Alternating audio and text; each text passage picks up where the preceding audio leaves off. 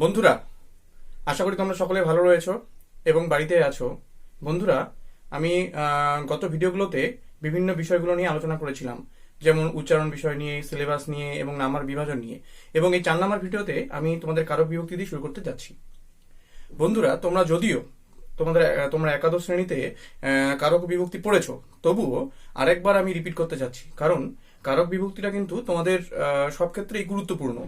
যেমন তোমাদের বাক্য গঠনের ক্ষেত্রে, তোমাদের বাক্য গঠন বুঝতে, বিশেষ করে যখন তোমাদের এই 12-এ তোমাদের যখন অনুবাদ করতে হবে, সংস্কৃত অনুবাদ করতে হবে, অনুচ্ছেদ রচনা করতে হবে, এইসব জিনিসগুলো যখন করতে হবে, তখন কারক বিভক্তি কিন্তু কিন্তু আরো বেশি গুরুত্বপূর্ণ হয়ে উঠছে। এই কারণে কারক বিভক্তি আরো ভালো করে আমি একটু আলোচনা করতে যাচ্ছি, এবং সেই বিষয়গুলো নিয়ে আমি আলোচনা করব যে বিষয়গুলো তোমাদের জন্য গুরুত্বপূর্ণ। তাই তোমরা এবং এই কারক বিভক্তি নিয়ে আমি 60টা মোটামুটি ভিডিও তৈরি করতে যাচ্ছি। আজকের ভিডিওটির প্রথম ভিডিও হচ্ছে কারক বিভক্তির প্রথম ভিডিও হতে যাচ্ছে। তোমরা মন দিয়ে তাহলে এই ভিডিওটি দেখো। তাহলে চলো ক্লাসটি শুরু করা যাক।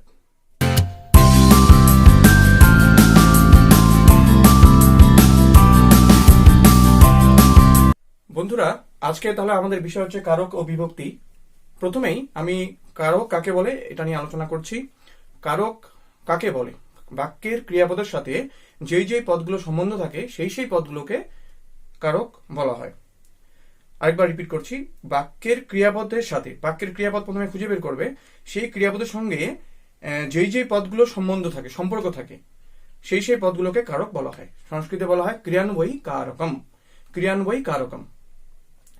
যেমন একটি বাক্যের সাহায্যে আমি বোঝানোর চেষ্টা করছি।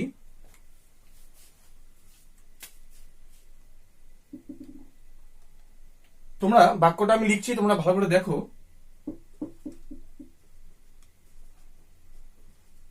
মগধস্য রাজা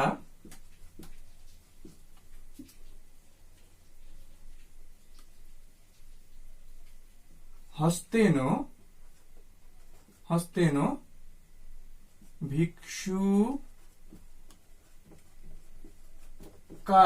ভিক্ষুকায় কোশাত তীর্থস্থলে ধনম দদাতি।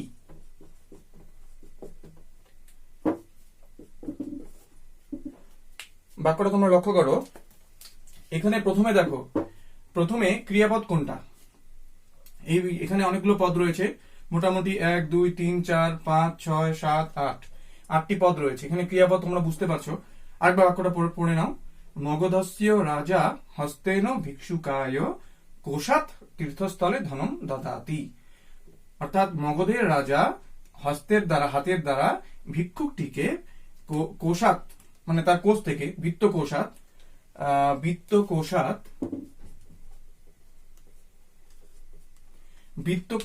তীর্থস্থলে ধনম দদাতি। অর্থাৎ বিত্তকোষ থেকে তীর্থস্থলে ধন দিচ্ছে, অর্থাৎ সম্পত্তি ও ধন দিচ্ছে। এখানে দদাতি এটা হচ্ছে ক্রিয়াপদ।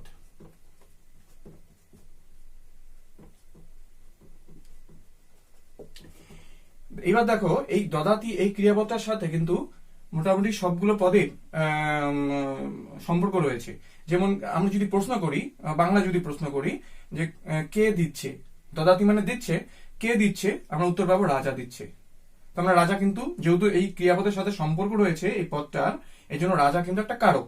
কি কারক হবে সেটা আমরা ধীরে ধীরে যখন কারকগুলো এক এক করে আমরা আলোচনা করব, তখন কিন্তু আমরা ধীরে ধীরে সেগুলো আমরা বুঝে নেব। কিন্তু এখন এতটুকুই বোঝো যে এই ক্রিয়াপদের সাথে সম্পর্ক রয়েছে, এই জন্য একটা কারক। তারপরে কিসের দ্বারা, রাজা কিসের দ্বারা দিচ্ছে? হাত দিয়ে দিচ্ছে। কি দিয়ে দিচ্ছে? হাত দিয়ে দিচ্ছে। তার মানে এই দদাতির সঙ্গে কিন্তু সম্পর্ক রয়েছে, তাহলে এটাও একটা কারক। এবার প্রশ্ন করি, রাজা কাকে দিচ্ছেন? রাজা দিচ্ছেন ভিক্ষুককে। তাহলে ভিক্ষুক পদের সাথেও এই দদাতি ক্রিয়াপদটা কিন্তু সম্পর্ক রয়েছে, তাহলে এটা একটা কারক। তারপরে রাজা কোথা থেকে দিচ্ছেন? রাজা তার বিত্তকোষ থেকে দিচ্ছেন, বিত্তকোষ থেকে। তাহলে এই দদাতি ক্রিয়াপদটার সাথে বিত্তকোষের সম্বন্ধ রয়েছে, সম্পর্ক রয়েছে, তার মানে এটাও একটা কারক। তারপরে রাজা কোথায় দিচ্ছেন রাজা? তীর্থস্থলে, আমরা উত্তরটা পাচ্ছি তীর্থস্থলে, তার মানে তীর্থস্থলের সাথেও এই পদটার সাথেও কিন্তু এই ক্রিয়াপদের, এই পদের সাথে এই ক্রিয়াপদ অর্থাৎ ভার্ব, যেটাকে আমরা ইংরেজিতে ভার্ব বলি, সেই ক্রিয়াপদের সম্পর্ক রয়েছে, সুতরাং এইটাও একটা কারক। এরপরে রাজা কি দিচ্ছেন? রাজা সম্পত্তি, ধন দান করছেন। কি দান করছেন? ধন দান করছেন, অর্থাৎ ধন এই পদটাও কিন্তু এই পদের সাথেও এই ক্রিয়াপদটার সম্পর্ক রয়েছে, এই কারণে এইটাও কিন্তু একটা কারক। এইবার দেখো আমরা কিন্তু কোন এই এতগুলো প্রশ্ন করলাম, প্রত্যেকটা এখানে যে 8টা পদ রয়েছে এই সবগুলো পদের সাথে মোটামুটি এই পদগুলোর সাথে সম্পর্ক রইলেও এই মগধস্য অর্থাৎ মগধের, মগধস্য তোমরা উচ্চারণে কিন্তু আমি এর আগের 3 নম্বর আগের ভিডিওটা কিন্তু উচ্চারণে করেছি, তোমরা যদি না দেখে থাকো উচ্চারণের ভিডিওটা অবশ্যই তোমরা দেখে নেবে, কারণ আমি কিন্তু সঠিক উচ্চারণ করেই পড়াবো, তোমরা উচ্চারণগুলো দেখে নেবে। দ্বন্দ্ব আছে 6 জফলা, যেন মগধস্য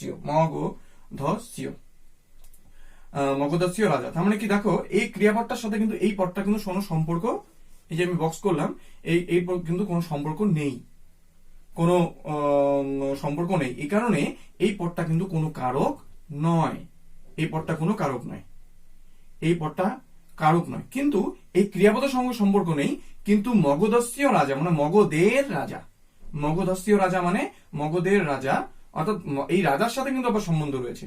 এই জন্য ক্রিয়াপদের সঙ্গে সম্বন্ধ থাকলে কারক হতো, কিন্তু ক্রিয়াপদের সঙ্গে সম্বন্ধ নেই, এই মগধ এই পদটার, এই মগধস্য এই পদটার কিন্তু সম্বন্ধ নেই, এই জন্য এটা কিন্তু কারক নয়। কিন্তু তার কারক নয়, এটা কি? এটা সম্বন্ধ পদ। কার সঙ্গে সম্বন্ধ আছে? রাজার সাথে সম্বন্ধ রয়েছে, ক্রিয়াপদের সঙ্গে সম্বন্ধ নেই, রাজার সাথে সম্বন্ধ রয়েছে, এই জন্য এটা সম্বন্ধ পদ, ক্রিয়াপদ নয়। এটা দুঃখিত, এটা কারক নয়। যে ক্রিয়াপদের সাথে সম্বন্ধ থাকলে তাহলে কারক হতো, কিন্তু এটা ক্রিয়াপদের সঙ্গে কিন্তু কোনো সম্বন্ধ নেই, কোনো সম্পর্ক নেই, এই কারণে এটা কারক নয়, এটা হচ্ছে সম্বন্ধ পদ। কার সঙ্গে সম্বন্ধ রয়েছে? রাজা, মগধের রাজা। কোথাকার রাজা? মগধের রাজা। এই রাজার সঙ্গে মগধের সম্বন্ধ রয়েছে, এই জন্য এই মগধস্য এটা সম্বন্ধ পদ, এটা কোনো কারক নয়। তাহলে মোটামুটি এই বিষয়গুলো এইভাবেই আমরা এতটুকু, এই কারণে বলা হয় যে ক্রিয়ান্বয়ী কারকম, অর্থাৎ ক্রিয়াপদের সঙ্গে যখন যেই বাক্যের ক্রিয়াপদের সাথে যে পদগুলো সম্বন্ধ থাকবে সেই পদগুলোকে কারক বলা হবে। এইবার কারক কত প্রকার? কারক হলো 6 প্রকার, তোমরা জানো। কর্তৃকারক, কর্মকারক, করণকারক, সম্প্রদান কারক, অপদান কারক এবং হচ্ছে অধিকরণ কারক। এইবার আসি বিভক্তিতে। বিভক্তি তোমরা জানো, যখন শব্দরূপ তোমরা পড়েছো, বিভক্তি তোমরা যখন শব্দরূপ পড়েছো, 11-এ পড়েছো, সেই শব্দরূপের সময় তোমরা দেখেছো 7টা বিভক্তি রয়েছে। প্রথমা বিভক্তি, দ্বিতীয় বিভক্তি, তৃতীয় বিভক্তি, চতুর্থী বিভক্তি, পঞ্চমী বিভক্তি, ষষ্ঠী, সপ্তমী বিভক্তি, এই 7টা বিভক্তি রয়েছে। এই বিভক্তির কাজ কি? বিভক্তি হচ্ছে সংখ্যা এবং কারকের বোধ জন্মায়। সংখ্যা, কারক, মোটামুটি এই জিনিসগুলোর বোধ জন্মায়। যে এই জিনিসগুলোর বোধ জন্মায়, সংখ্যার বোধ জন্মাচ্ছে, কয়টি রয়েছে? একটি রয়েছে, দুটি রয়েছে, এইভাবে সংখ্যার বোধ জন্মায় বা কারকের বোধ জন্মায়, তাকে বিভক্তি বলা হয়।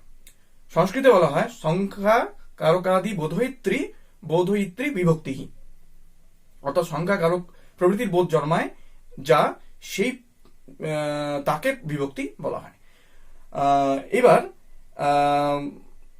বিভক্তিগুলো এই ক্ষেত্রে একটু বলে রাখি আমি, যে তোমরা কিন্তু কয়েকটা শব্দ, কমন শব্দ সবসময় মাথায় রাখবে, কারণ এই কয়েকটা কমন শব্দ কিন্তু সব ক্ষেত্রে কাজে লাগবে। অনুবাদের ক্ষেত্রে কাজে লাগবে, তোমাদের এই কারক বিভক্তি বোঝার সময় কাজে লাগবে, অন্যান্য ব্যাকরণগুলো যখন সমাস, অন্যান্য তদ্ধিত প্রত্যয় ইত্যাদি যখন বোঝাবো, সেই ক্ষেত্রে কিন্তু এই কমন কয়েকটা শব্দ সবসময় মাথায় কিন্তু তোমরা রাখবে। সেই শব্দগুলো কি? সেই শব্দগুলো হচ্ছে অকারান্ত পুংলিঙ্গ নরশব্দ, হ্রস্বইকারান্ত পুংলিঙ্গ মুনি শব্দ, উকারান্ত পুংলিঙ্গ সাধু শব্দ, এবং আকারান্ত স্ত্রীলিঙ্গ লতা শব্দ, ইকারান্ত অর্থাৎ দীর্ঘইকারান্ত স্ত্রীলিঙ্গ নদী শব্দ, এবং অকারান্ত ক্লীবলিঙ্গ ফল শব্দ। এই কয়েকটা শব্দ তোমরা সবসময়ের জন্য কিন্তু মাথায় রাখবে, পড়বে বারবার লিখবে, তাহলে মাথায় থাকবে, কারণ এই কয়েকটা কমন শব্দ কিন্তু সব ক্ষেত্রে কাজে লাগবে, দেখবে।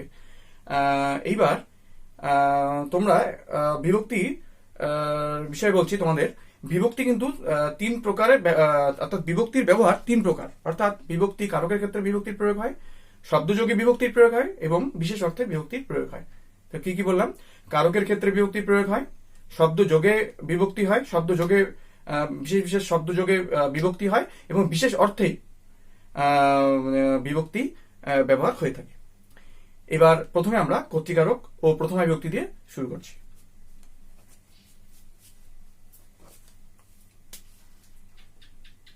প্রথমে কর্তৃকারক। প্রথমে সূত্রটা হচ্ছে স্বতন্ত্র কর্তা। অর্থাৎ দেখো, স্বতন্ত্র কর্তা মানে যে নিজে কাজটি করে। যেমন শিশুহু চন্দ্রম পশ্যতি, শিশুহু চন্দ্রম পশ্যতি। যেমন দেখো, উদাহরণ দিচ্ছি, শিশুহু চন্দ্রম পশ্যতি, অর্থাৎ শিশুটি চাঁদ দেখছে। এখানে দেখো ক্রিয়াপদ প্রথমেই কিন্তু তোমাদের কাজ হবে ক্রিয়াপদটা বুঝে নেওয়া। প্রথমে ক্রিয়াপদ এটা। এবার পশ্যতি অর্থাৎ দর্শন ক্রিয়াটা, এই দর্শন ক্রিয়াটা করছে হচ্ছে শিশু, অর্থাৎ যে করে সে কর্তা। ক্রিয়াপদ করছে কে? শিশু, অর্থাৎ শিশু এই ক্রিয়াপদ করছে, অর্থাৎ দর্শন ক্রিয়াটা করছে শিশু, অর্থাৎ এটা হচ্ছে স্বতন্ত্র কর্তা। একে আমরা বলি কর্তৃকারকে প্রথমা বিভক্তি। তার পরীক্ষার সময়ও কর্তৃকারকে, যেহেতু এটা কর্তা এই জন্য কর্তৃকারকে প্রথমা বিভক্তি। কর্তৃকারকে প্রথমা বিভক্তি হয় সাধারণত কর্তৃকারকে প্রথমা বিভক্তি হয় শিশুহু। এই জন্য বলেছিলাম শিশু কোন শব্দ, তোমরা তো শিশু শব্দ পড়োনি, কিন্তু তোমরা সাধু শব্দ তো পড়েছো। সাধু শব্দের মতনই কিন্তু শিশু শব্দ। সাধু শব্দের এই জন্য বলেছিলাম যে কয়েকটা কমন শব্দ যদি আমাদের পড়া থাকে তাহলে আলাদা করে, তোমাদের সাধু শব্দ পড়া থাকলে আলাদা করে এই শিশু শব্দটা কিন্তু পড়ার কোনো দরকার নেই। এই কারণে কয়েকটা কমন শব্দ মনে রাখলে কিন্তু প্রায় সমস্ত শব্দ কিন্তু তোমাদের হয়ে যাবে। এই জন্য কয়েকটা কমন শব্দ কিন্তু বারবার বলছি, তোমরা ভালো করে কিন্তু মাথায় রাখবে।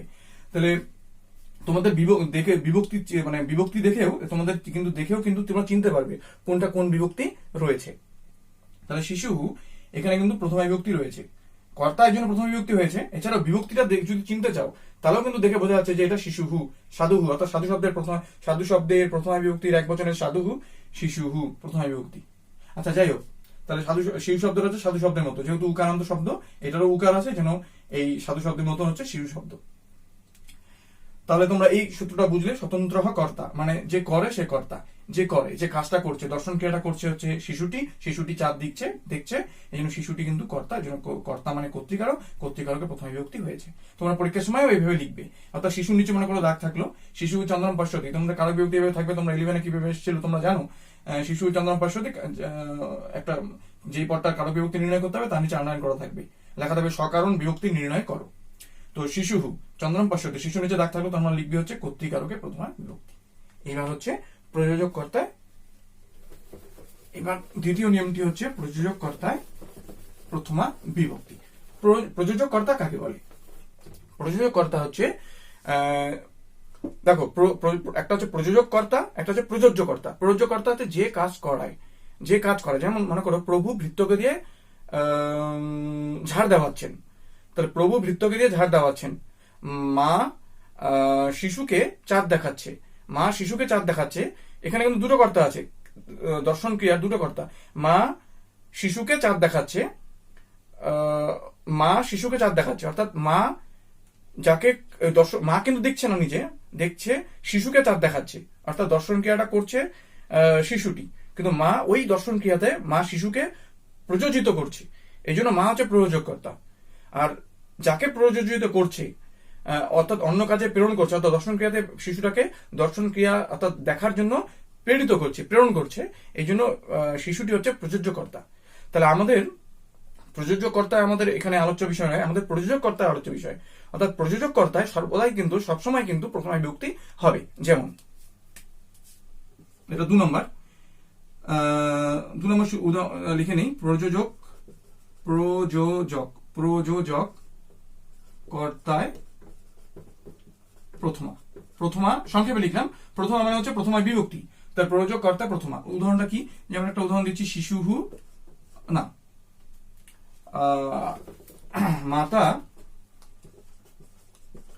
মাতা শিশুম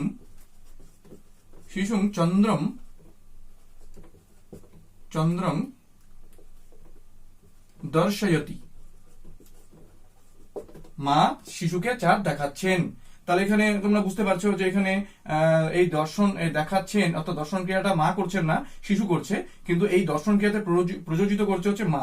এই জন্য মা হচ্ছে প্রযোজক কর্তা, এটা হচ্ছে প্রযোজক কর্তা। এই জন্য আমরা উত্তরটা লিখবো হচ্ছে প্রযোজক কর্তা, এটা লিখে দেবো প্রযোজক কর্তা প্রথমা বিভক্তি। মাতা শিশুং চন্দ্রম দর্শয়তি প্রভু ভৃত্তেন। আরেকটা উদাহরণ দিচ্ছি,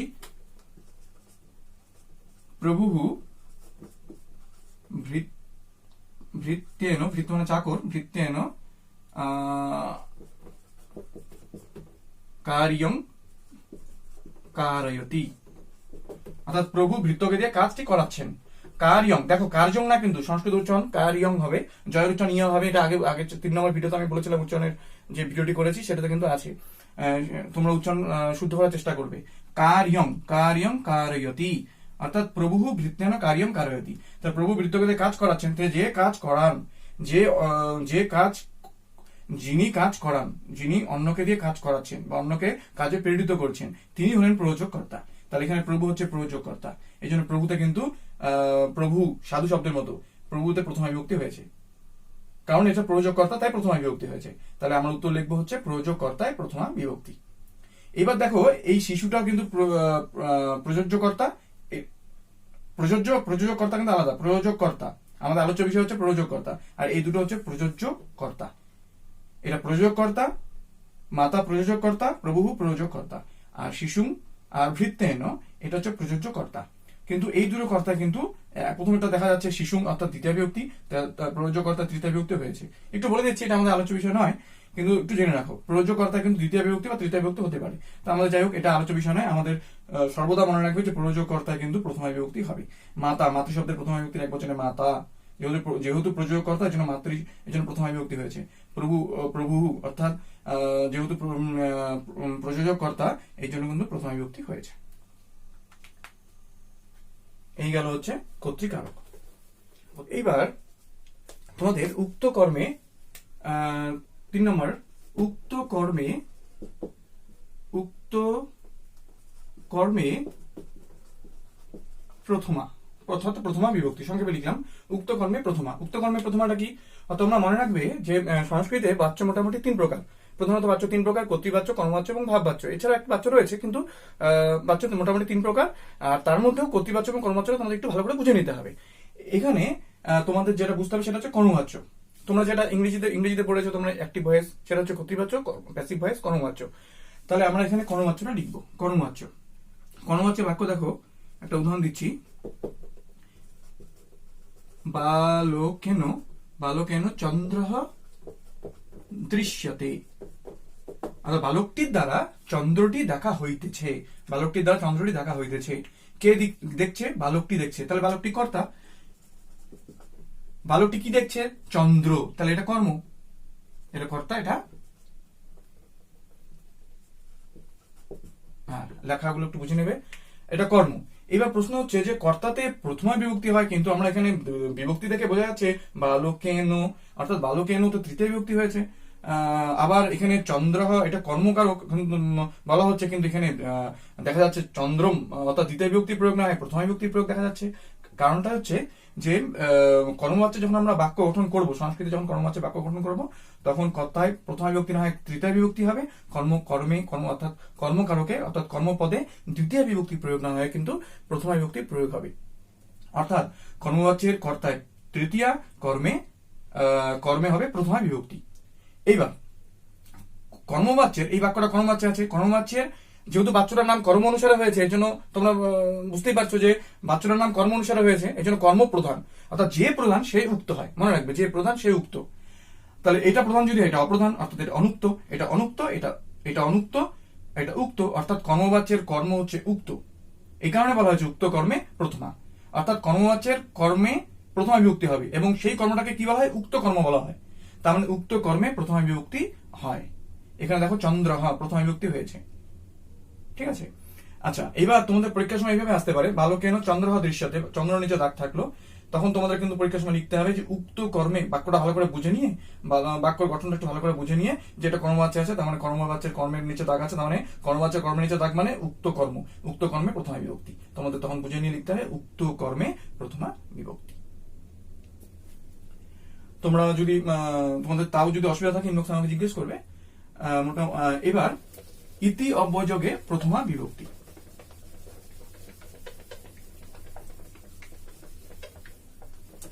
এবার ইতি অব্যয়যোগে প্রথমা বিভক্তি 4 নাম্বার, ইতি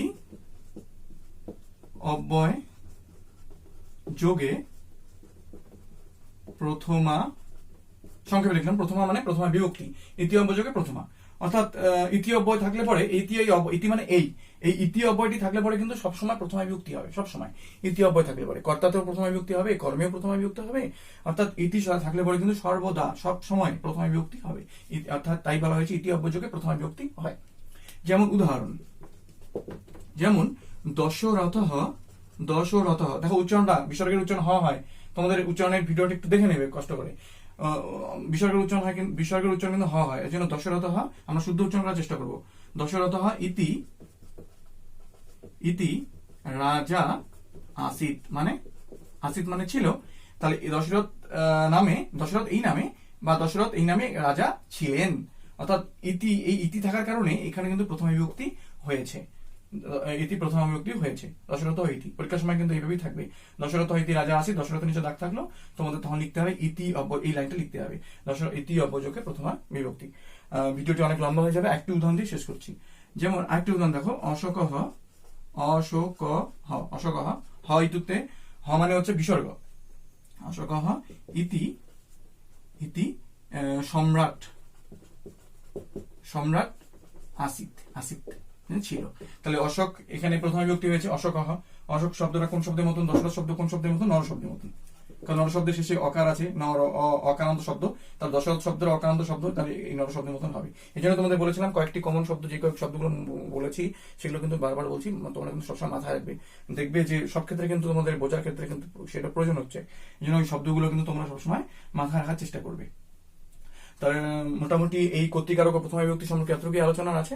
এছাড়াও কিছু রয়েছে, কিন্তু তোমাদের এগুলোই প্রয়োজন, মোটামুটি আপাতত এগুলোই প্রয়োজন রয়েছে। এতটুকু আলোচনা করলাম, এবং পরের ভিডিওগুলোতে ধীরে ধীরে কর্মকারক দ্বিতীয় বিভক্তি, তারপরে কর্ণকারক তৃতীয় বিভক্তি, পর ভিডিওগুলো আমি আলোচনা করব, তোমরা দেখবে। এবং এই ভিডিওটি তোমাদের হেল্পফুল মনে হলে তোমরা বন্ধুদের সঙ্গে শেয়ার করো ভিডিওটা, আপনাদের দেখার সুযোগ করে দিও, এবং পারলে সাবস্ক্রাইব এবং লাইক করো। এবং কোনো জিজ্ঞাসা থাকলে তোমরা কিন্তু আমাকে জিজ্ঞেস করবে। তাহলে এতটুকু বলে তোমরা ভালো থেকো, ধন্যবাদ।